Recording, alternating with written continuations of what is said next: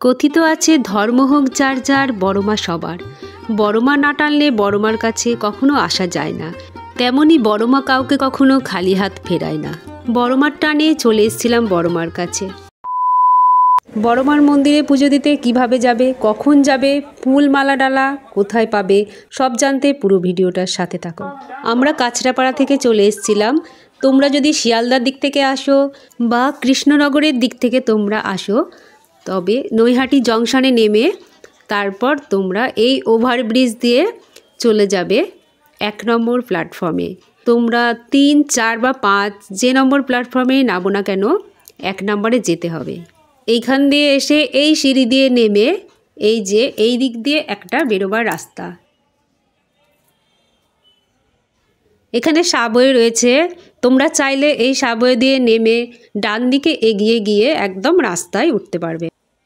1 নম্বর প্ল্যাটফর্মের বাইরে এই ফুলের দোকান, এখান থেকে তোমরা ফুল মালা সব নিয়ে নিতে পারবে। আমরাও এখান থেকে নিয়েছিলাম। এই দোকানটা প্ল্যাটফর্ম থেকে বেরিয়ে রাস্তার সামনে, এখান থেকে আমি সন্দেশ নিয়ে নিয়েছিলাম। তোমরা চাইলে ভেতরে আরও অনেক দোকান আছে, সেখান থেকে নিয়ে নিতে পারো। এটা নৈহাটি অরবিন্দ রোড বা ফেরিঘাট রোড। এই রাস্তা দিয়ে বড়মার মন্দির যেতে 2 থেকে 2.5 মিনিট মতো লাগে। এখানে টোটো বা রিক্সা পেয়ে যাবে, 10 টাকা করে ভাড়া নেয়, তোমরা চাইলে তাতেও যেতে পারো। আমরা খুব সকাল সকাল পুজো দিতে চলে এসেছিলাম, তাই তখনও সব দোকান খোলেনি। এই যে আমরা বড়মার মন্দিরের কাছে চলে এসেছি। বড়মার মন্দির সকাল 7টার দিকে খুলে যায় আর সন্ধে 8টার দিকে বন্ধ হয়ে যায়, আর প্রতিদিন বড়মার মন্দির খোলা থাকে। আমরা গঙ্গার ওপার থেকে যারা আসবে, পুজো থেকে বিশেষ করে ওইদিকে লঞ্চ ঘাট পার হয়ে এই যে ফেরিঘাট, এখান দিয়ে এসে সোজা আমরা 1 মিনিটও লাগবে না বড়মার। এটা মন্দিরের সাথে ফুল মালা ডালার দোকান আছে, তো আমরা এখান থেকেই ডালা নিয়েছিলাম। ডালা 51 টাকা থেকে শুরু। তোমরা যে দোকান থেকে ডালা কেনো না কেন সেখানে তোমরা জুতো খুলে রাখার সুবিধা পাবে, তার জন্য কোনো আলাদা করে টাকা দিতে হবে না। আমরা ফুলের মালা আলাদা করে কিনে এনেছিলাম, তাই ওদের কাছে দিলাম, ওরা ডালার সাথে এটা সাজিয়ে দিল। তোমরা ডালা না নিলেও তোমরা আলাদা করে সন্দেশ ফল টল কিনে নিয়ে এসেও এখানে পুজো দিতে পারো। ডালা কিনতেই হবে এরকম কোনো ব্যাপার নেই। তারপর আমরা লাইনে দাঁড়িয়ে পড়েছিলাম। পুজো দেওয়া ও বড়মাকে দর্শন করার জন্য একটাই লাইন হয়। আজকে শুক্রবার চলে এসেছি পুজো দিতে, তো এখানে আজকে ভিড়টা কমই আছে। তোমরা দেখতেই পাচ্ছ যে মঙ্গল, শনি আর রবিবারের তুলনায় অনেকটাই ভিড় কম। কালী পুজোর সময় ছাড়াও যে কোনো সময় বড়মার কাছে মানত থাকলে দণ্ডি কেটে পুজো দিতে পারে। এখানে অনেকে বড়মার নাম লেখায় তিলক পরিয়ে দেয়, কিন্তু তার বিনিময়ে তারা টাকা নেয়।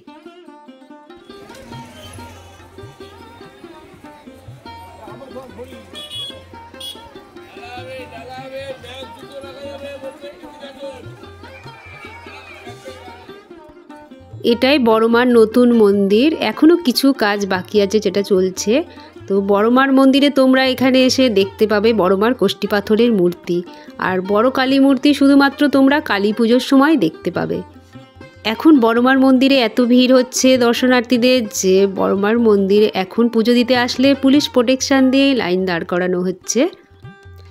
এখন বড়মার মন্দিরে খুব ভালো সিস্টেম করেছে, কারণ এত ভিড় হচ্ছে যে ভিড় সামলানোর জন্য এইভাবে দড়ি দিয়ে আটকে তারপর আবার ছাড়ছে অল্প অল্প করে, যাতে বড়মার কাছে এসে সকলে সুষ্ঠুভাবে পুজো দিতে পারে, তার জন্যই এই ব্যবস্থা। প্রায় 101 বছর আগে ভবেশ চক্রবর্তী মহাশয়ের বাড়িতে মা রক্ষাকালীর পুজো হতো। তারপর তিনি একবার বন্ধুদের নিয়ে ভাঙা রাজ দেখতে শান্তিপুর গেছিলেন। সেখানে গিয়ে তিনি রাধাকৃষ্ণ, মা কালী ও অনেক দেবদেবীর বড় বিশালাকার মূর্তি দেখেন। তো তিনি সেই মূর্তি দেখে বিস্মিত হন এবং বাড়ি আসার পর তিনি মনে মনে ঠিক করেন যে এরকম বড় মূর্তি গড়াবেন, এবং মা তাকে একদিন স্বপ্নাদেশও দিয়েছিলেন এরকম মূর্তি গড়ানোর। তারপর তিনি 21 ফুট কালী মূর্তি তৈরি করে দীপান্বিতা অমাবস্যায় সব বন্ধুরা মিলে এই ফেরিঘাট রোডে পুজো শুরু করেন। তখন মা বড় কালী রূপে চিহ্নিত হন। তারপর মার কাছে ভক্তদের সকল মনস্কামনা পূর্ণ হয়, মা ভক্তদের কাছে বড় মা হয়ে ওঠেন।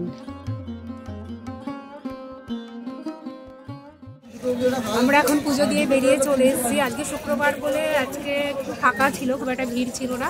পুজো দিয়ে ভালোভাবে পুজো দিয়ে চলে এসেছি। এবার আমরা যাব এখন ব্রহ্মময়ী মায়ের মন্দিরে। গঙ্গার ধারে এই রাস্তা দিয়ে যেতে হবে, সেখানে এবার বড়মার মন্দির থেকে গঙ্গার ধারে এই রাস্তাটা দিয়ে এগিয়ে গেলে সামনে গিয়ে ডান হাতে পড়বে ব্রহ্মময়ী মায়ের মন্দির।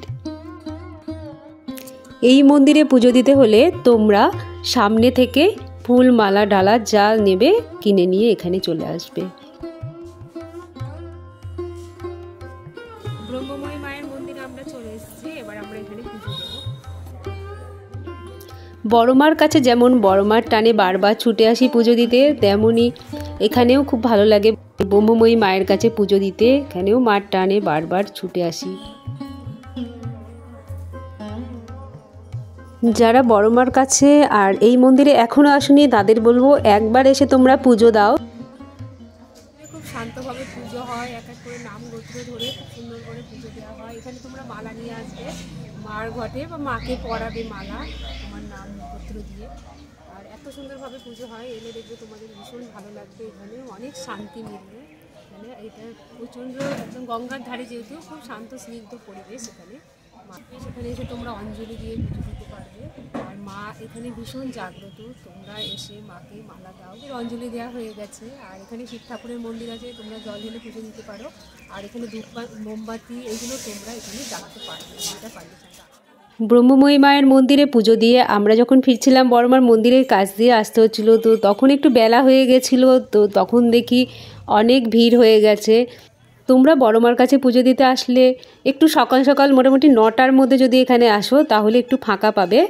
অবশ্যই মঙ্গল, শনি, রবিবার বা ছুটির দিনগুলো ভিড় বেশি থাকবে। এই দিনগুলো বাদ দিয়ে যেই দিনগুলো থাকবে সেইগুলোতে এলে তোমরা একটু সকাল সকাল ফাঁকা পাবে।